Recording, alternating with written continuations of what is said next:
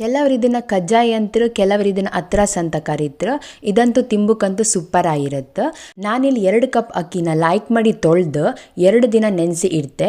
Next ಅದನ್ನು ಪುನಃ ತೊಳೆದು ಅದ್ರಂಗೆ ನೀರೆಲ್ಲ ತೆಗೆದು ಒಂದು ಕಾಟನ್ ಬಟ್ಟೆ ಮೇಲೆ ಈ ಅಕ್ಕಿನೆಲ್ಲ ಹಾಕಿ ಲೈಕ್ ಮಾಡಿ ಹರಡ್ಕೊಂಡು ಒಂದು 10 ರಿಂದ 15 ನಿಮಿಷ ತನಕ ಫ್ಯಾನ್ ಅಡಿ ಹಾಗೆ ಬಿಟ್ಟು ಬಿಡ್ತೆ.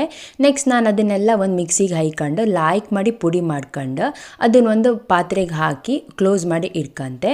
ನೆಕ್ಸ್ಟ್ ನಾನು ಕಾಯಿ, ಏಲಕ್ಕಿ, ಶುಂಠಿ ಮತ್ತು ಎಳ್ಳನ್ನು ಮಿಕ್ಸ್ ಮಾಡಿ ಸೈಡಿಗೆ ಇಟ್ಕೊಂತೆ. ನೆಕ್ಸ್ಟ್ ನಾನು ಬೆಲ್ಲದ ಪಾಕ ಮಾಡ್ಕೊಂತೆ. ಅದೊಂಥರ ಸಾಫ್ಟ್ ಬಾಲ್ ಕಣಂಗತ್ತು. ಆಗ ನಾನು ಅದಕ್ಕೆ ಪುಡಿ ಮಾಡೋದು ಹೊಡಿ ಮತ್ತು ಅಕ್ಕಿ ಹಿಟ್ಟನ್ನು ಸ್ವಲ್ಪನೇ ಹಾಯ್ಕೊಂಡು ಲೈಕ್ ಮಾಡಿ ಪಾಕ ಮಾಡ್ಕೊಂತೆ. ಅದನ್ನೊಂದು ಅರ್ಧ ಗಂಟೆ ಸೈಡಿಗೆ ಇಟ್ಟು ನೆಕ್ಸ್ಟ್ ಅದಕ್ಕೆ ತುಪ್ಪ ಅಥವಾ ಎಣ್ಣೆ ಸವರಿ ಓವರ್ ನೈಟ್ ಹಾಗೆ ಬಿಟ್ಟು ಬಿಡ್ತೆ. ನೆಕ್ಸ್ಟ್ ದಿನ ನಾನು ಸ್ವಲ್ಪನೇ ತಗೊಂಡು ರೌಂಡ್ ಶೇಪಂಗೆ ಅದನ್ನು ಕೈಯಂಗೆ ಲಟ್ಸ್ಕೊಂತೆ. ನೆಕ್ಸ್ಟ್ ನಾನು ಕಾದ ಎಣ್ಣೆಗೆ ಒಂದೊಂದೇ ಬಿಡ್ತಾ ಹೋತೆ. ಆಗ ಟೇಸ್ಟಿಯಾದ ಕಜ್ಜಾಯ ಅಥವಾ